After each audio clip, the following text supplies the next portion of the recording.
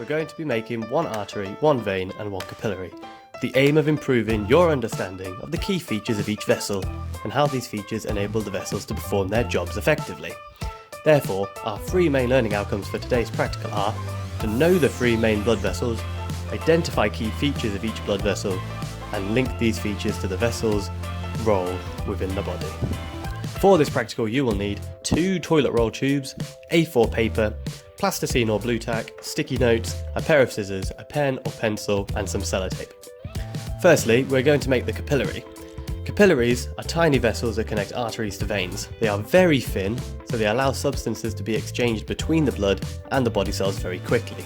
So our model is going to be small and thin. Cut a small piece of A4 paper using a pair of scissors.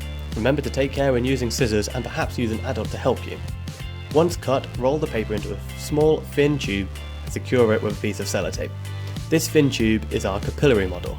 Next, cut 2 small pieces off a sticky note and add labels for narrow lumen and thin cell wall. These are the 2 main features of a capillary. And there you have it, we have successfully made our capillary.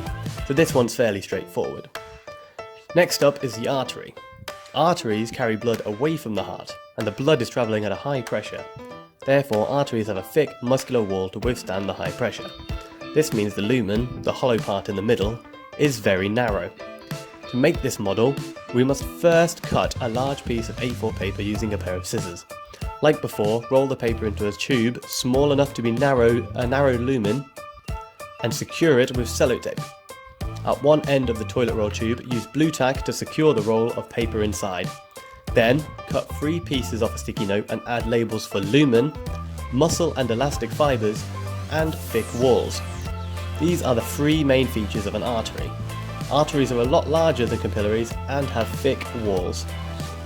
Finally, we're going to make the vein. Veins carry blood towards the heart.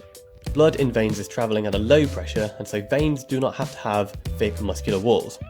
They have thinner muscular walls compared to arteries because the blood is moving under a low pressure. Instead, they have valves to prevent blood from going backwards. Making a vein is very similar to making an artery. Firstly, we need to cut a large piece of A4 paper using a pair of scissors, but this time make it slightly larger than the one that we made for the artery. Roll this paper into a tube representing the wide lumen in the vein and secure with sellotape.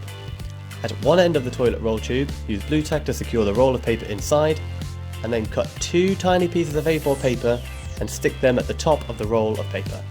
These represent the small valves. Cut 3 small pieces of paper, cut 3 small pieces of a sticky note, and add labels for lumen, thin walls and valves. These are 3 main features of a vein. And there you have it, we have made one artery, vein and capillary. Hope you can all see that each vessel has unique features, and these enable them to perform unique roles. Arteries have thick walls to withstand the high blood pressure, veins have valves to prevent the blood flowing backwards, and capillaries are small and thin so they can exchange substances quickly